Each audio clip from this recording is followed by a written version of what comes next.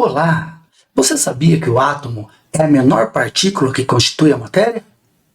Então, depois da vinheta, nós vamos conversar sobre isso.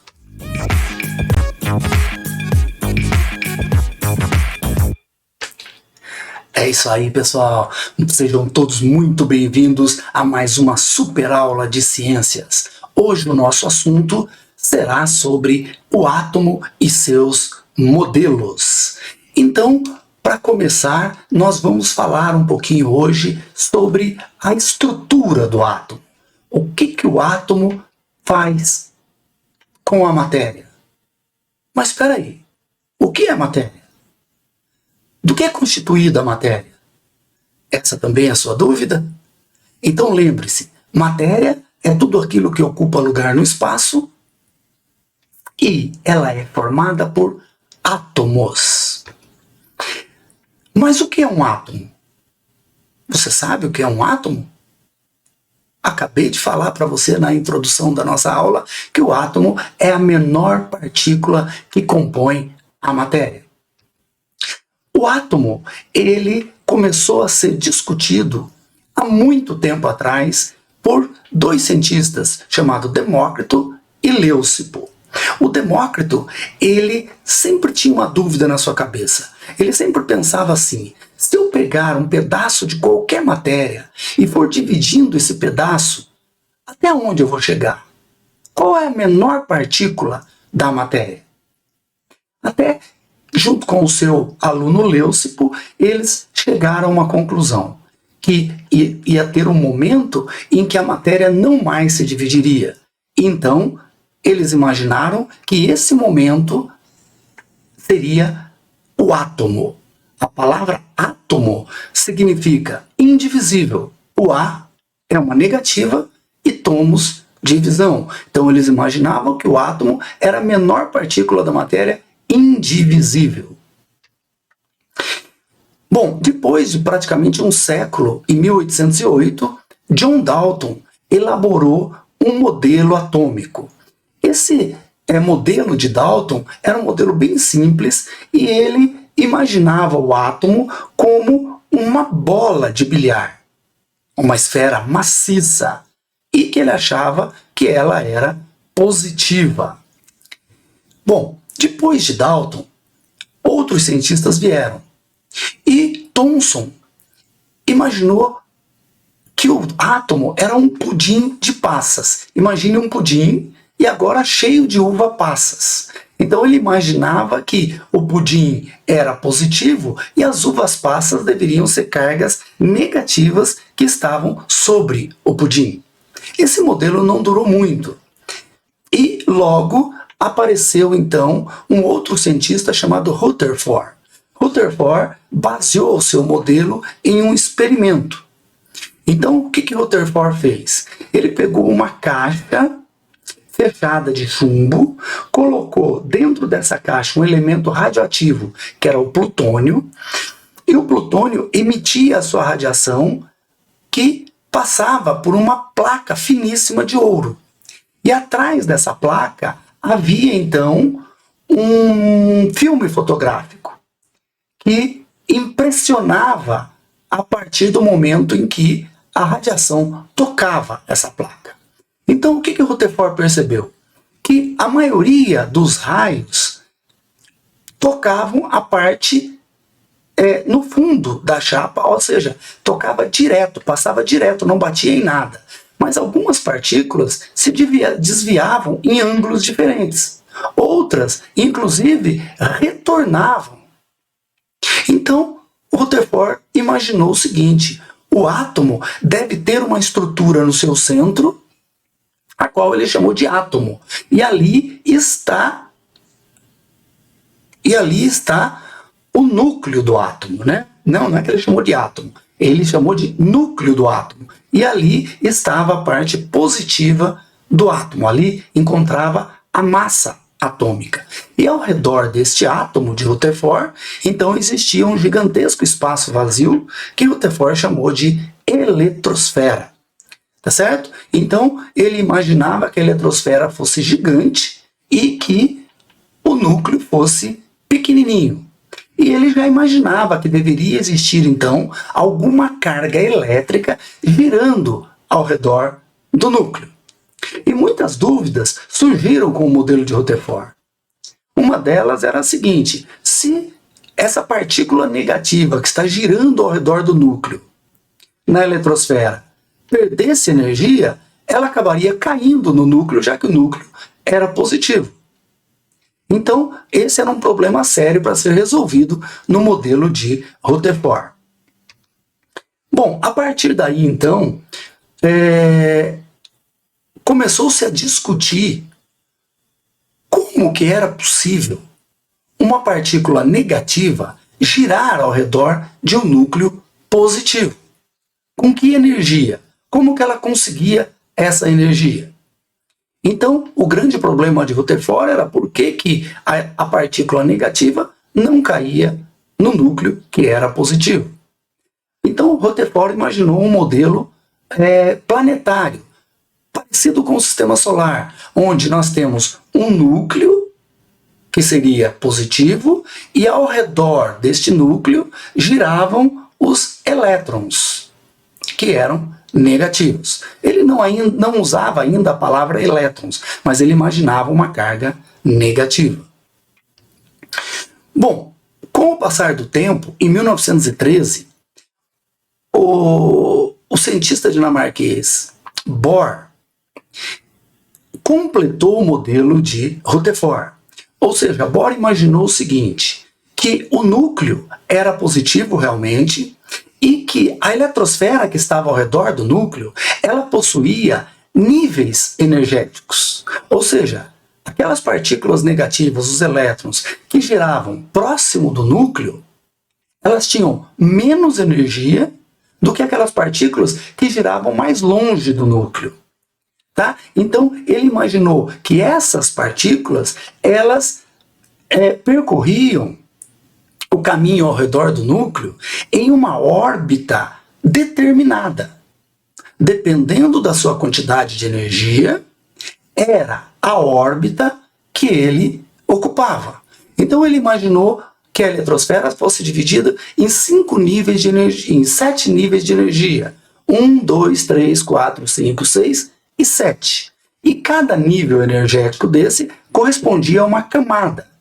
A camada K correspondia ao nível 1, era o nível menos energético. A camada Q era a última camada, era a camada mais energética. Ou seja, o elétron tinha que girar com muito mais energia para que ele pudesse se manter longe do núcleo, já que o núcleo era positivo e atraía o elétron. Uma outra ideia de Bohr é que os elétrons podiam ser energizados. Ou seja, se eu conseguisse energizar o sistema com luz ou com calor, os elétrons ganhavam cada vez mais energia até o momento em que ele saltava para o próximo nível energético. Ou seja, ele poderia estar girando na camada K, a partir do momento que eu energizasse esse sistema, o elétron girava cada vez mais rápido até o momento em que ele pulava para a camada L e podia também pular para a camada M. Tá? Mas a partir do momento em que eu deixasse de energizar o sistema, eu parasse de doar energia para o sistema, o elétron começava a retornar às suas camadas de origem, emitindo um fóton de luz, ou seja, emitindo uma quantidade de luz visível. Então, esse modelo de Bohr, associado ao modelo de Rutherford, que nós chamamos de modelo de Rutherford e Bohr, foi um modelo bastante utilizado para explicar o átomo. E ele é relativamente didático, esse modelo é fácil de compreender. Bom, a partir daí, então, em 1932, Chadwick tinha uma dúvida muito grande, que era a seguinte: tá, se o núcleo do átomo é positivo, e ao redor do átomo giram cargas negativas, como que as cargas positivas no interior do núcleo, elas não se repelem, já que elas possuem a mesma carga? Então, fazendo os seus experimentos, Chadwick determinou que existiam partículas sem cargas elétricas, que ele denominou de nêutrons. Essas partículas ficavam entre os prótons, impedindo que as partículas positivas acabassem se repelindo. Então o modelo agora ele estava mais consistente, né?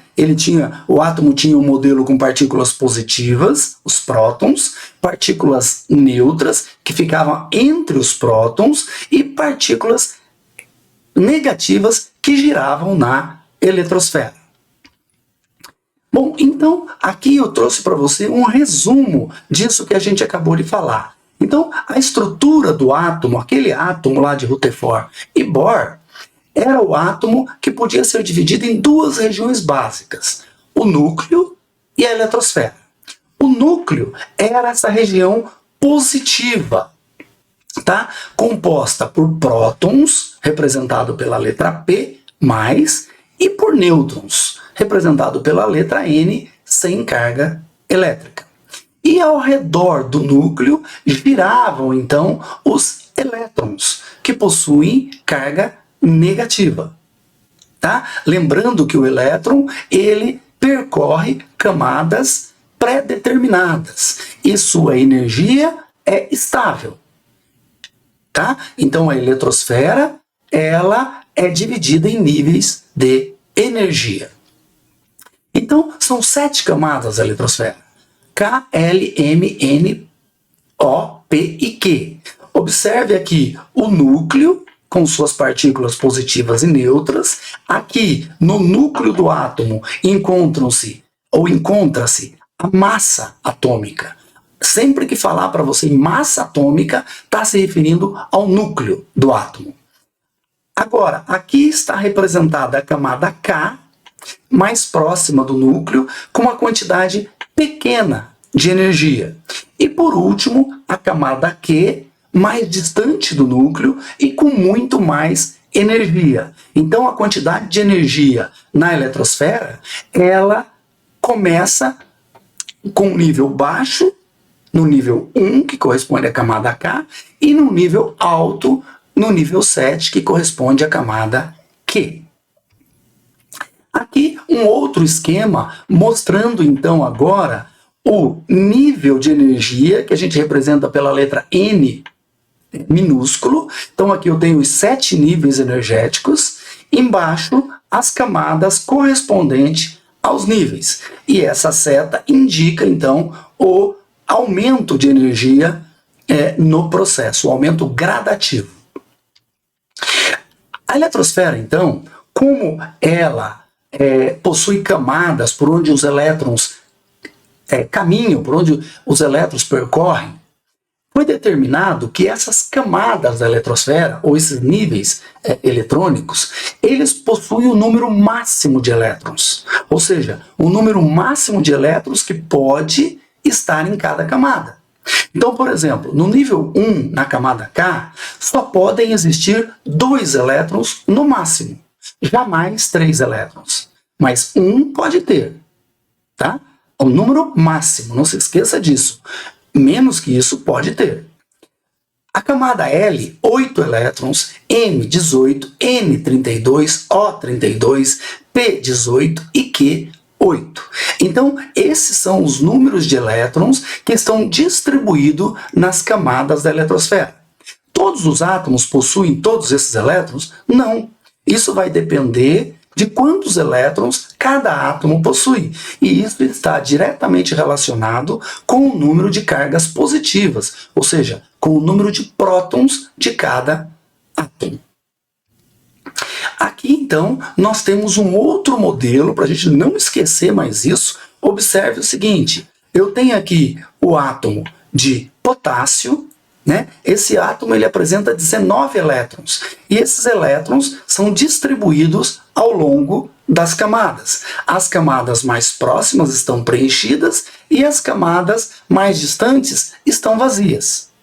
E aqui, gente, vale a pena a gente perceber o seguinte, existe uma regra chamada a regra do octeto.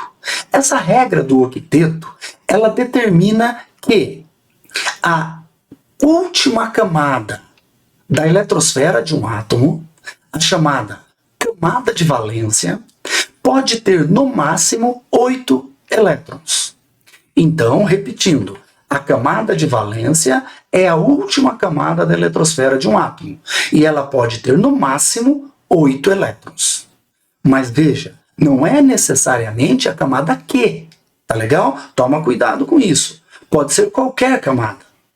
Se ela for a última, ela será chamada de camada de valência. Tá? São raros os átomos que podem se estabilizar com menos elétrons na camada de valência, como é o caso do hidrogênio e do hélio. E agora o modelo de Sommerfeld. O modelo de Sommerfeld, ele introduziu no modelo de Rutherford e Bohr os subníveis de energia.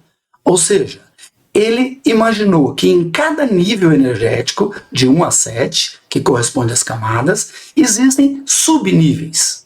Então, os subníveis seriam 4. S, P, D e F. E assim, cada subnível também teria o seu número máximo de elétrons. O subnível S, 2 elétrons. O P, 6 elétrons. O D, 10 elétrons. E o F, 14 elétrons. Não confunda esses números dos subníveis com os números dos níveis, que são as camadas eletrônicas. E a partir daí, então, havia necessidade de se fazer a distribuição desses elétrons nas camadas atômicas. E um cientista chamado Linus Pauling, esse cientista ganhou 2 Nobel na vida, um da paz e outro de química, ele desenvolveu um diagrama que veio auxiliar a distribuição dos elétrons nas camadas eletrônicas. Então, esse diagrama utilizava o seguinte, presta bastante atenção agora. Ele utilizava o primeiro número, que era o nível de energia. Esse número correspondia à camada. Neste caso aqui, número 3 correspondia a qual camada? A camada M, lembra? KLM. Do lado do nível energético, nós encontramos o subnível energético, nesse caso, o subnível S, com seu número máximo de elétrons, 2. Então eu digo 3S2. Esse 2 ele fica como se fosse um expoente matemático, mas ele não é um expoente matemático. Ele é só uma representação do número de elétrons que cabe no subnível S ou que está sendo representado nesse subnível naquele momento. Tá bom? Então, o diagrama de Pauling está esquematizado aqui. Observa. E ele vai até 4F14. Né? E se a gente for fazer a distribuição desses elétrons, nós vamos ter uma coisa parecida com isso aqui, que está distribuído aqui embaixo. Ó. 1S2, 2S2, 2P6, 3S2. Tá, mas como que eu faço para seguir o diagrama de Pauling? Bom, então o diagrama de Pauling a gente segue da seguinte maneira. Você não pode seguir ele na vertical e nem segui-lo na horizontal. Você começa sempre e termina na diagonal. Então você começa com 1S2 e vai lá em cima, ó, e entra por aqui, ó, 2S2. Você não pode entrar direto aqui, você tem que ir lá em cima e entrar. Aí, do 2S2, você não pode vir para o 3S2. Você tem que ir lá em cima e entrar pelo 2P6. Do 2P6, 3S2. Não entra por aqui, pelo 4. Tem que entrar lá por cima e aí você entra no 3D10. Bom, agora eu quero ensinar você a construir esse diagrama. Então, para você construir esse diagrama, você faz o seguinte. Primeira coisa, coloque na vertical as camadas da eletrosfera que você já conhece. Depois, coloque ao lado dessas camadas o seu número máximo de elétrons, porque são esses números que nós vamos distribuir no diagrama de Pauling. A seguir, a gente coloca os níveis energéticos correspondentes às camadas, de 1 a 7. Tá? E aí nós vamos colocar os subníveis agora. Lembra, o subnível S cabem 2 elétrons. Então, na camada K, só vai caber o subnível S. Então, como ninguém aqui tem menos de 2 elétrons, todos eles vão possuir o subnível S. Tá certo? E agora nós completamos na frente aqui do subnível S o número de elétrons que cabe em cada camada. Então nós fazemos assim, olha, 2 para todo mundo. Por quê? Porque ninguém tem menos que 2. Tá? Mas veja, o 8, ele precisa de mais. Só o 2 não é suficiente. E todos os outros também. Então nós vamos colocar agora o P. Então veja, nós repetimos o 2. Por quê? Porque ele continua na mesma camada. Então eu repito o 2, representando a camada L. Veja, eu tenho o subnível S com 2 elétrons, e agora eu coloquei o subnível P para que eu possa ter 8 elétrons e atingir o número total da camada L. Observa na camada M que são 18. Agora, na camada M, eu vou utilizar o número 3, porque é o terceiro nível. Então, todo mundo que tiver na camada M vai usar o número 3. Então, o número 3 está acompanhado do subnível S com 2 elétrons. O P com 6 elétrons. Mas veja, está faltando 6 e 2 são 8. E eu preciso de 18 elétrons. Então eu tenho que agora acrescentar mais um subnível, que é o subnível D. Mas veja que ele continua no número 3, porque ele corresponde à camada M. Tá? Então agora, ó, 2 com 6, 8. Com 10, 18. Fechou essa camada. Mas observa que a N tem 32 e aqui só tem 18. Então eu vou precisar de mais subníveis para poder satisfazer os 32 elétrons que tem aqui. Mas veja, todos aqui usam o número 4 porque estão na camada N. Então, ó, 4, 4, 4 e 4. Tá? E aqui estão os 4 subníveis, S, P, D e F. Tá? E aqui os números que cada subnível comporta. O subnível S comporta 2. Então eu digo 4S2. O subnível P, 4P6. O subnível D, 4D10. E o subnível F, 4F14. E assim você tem então o seu diagrama sendo completado. Olha, veja que aqui são 18. Eu não posso ir até o F14, que vai dar 32. Então eu paro no 6 S10. Professor, eu poderia ter 6D11? Não, não poderia. Não pode ultrapassar. Mas poderia ter 6D9, dependendo da distribuição eletrônica de cada átomo. E aqui, como voltou para o 8, então eu tenho 7S2 e 7P6 para completar essa camada. Agora aqui, então, eu trouxe para nós observarmos o seguinte: a distribuição eletrônica do enxofre, Z igual a 16. Z é o número atômico. O número atômico corresponde ao número de prótons. Quantos prótons tem lá no núcleo?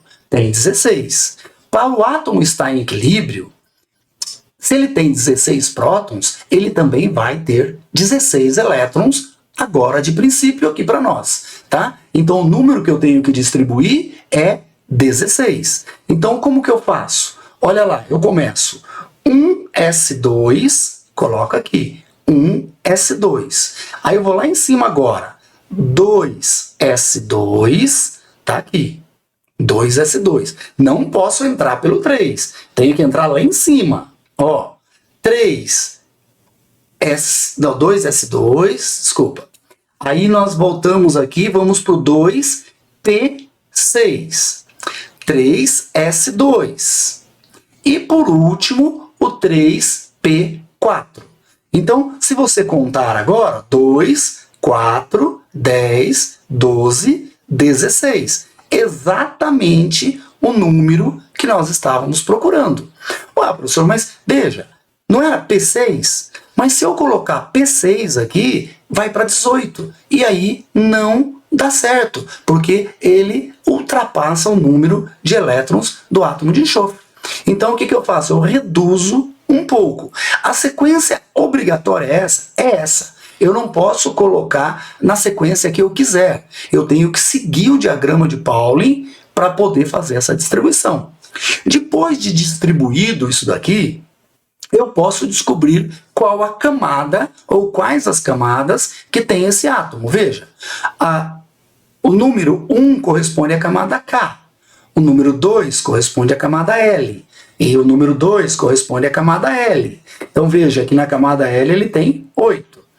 Na camada M, veja, ele tem 2 e 4, ele tem 6. A camada M é a última camada da eletrosfera. Veja, a primeira é K, a segunda é L, a terceira é M. Se ela é a última camada da eletrosfera, ela é chamada de camada de valência. E a camada de valência só pode ter no máximo 8 elétrons. Mas nesse caso aqui, ela tem 6. Então eu digo que a camada de valência é a camada M. Então eu tenho que somar os dois M, porque elas estão no mesmo nível, na mesma camada. Eu somo 2 com o 4 e tenho 6 elétrons. Então a camada de valência desse átomo é a camada M e ela possui 6 elétrons. Tá legal? Depois que você se acostumar, é muito simples isso daqui. Não é complexo como ele parece agora no começo. E o modelo atual do átomo é o chamado modelo de orbitais. O orbital seria uma região onde o átomo provavelmente se encontra, porque como o átomo gira muito rápido, nós não sabemos qual é o lugar, qual é a posição do átomo num determinado momento. Esse é o princípio da incerteza de Heisenberg. Eu não posso determinar onde o átomo está agora, nesse momento, porque a velocidade dele é muito grande, então eu digo que ele está em um orbital. Mas esse é um assunto lá para o ensino médio, nós não vamos discutir o modelo de orbitais agora. Tá legal? É isso daí, gente. Espero que vocês tenham gostado da aula. Eu vou, mas eu volto. Me aguardem. Tchau!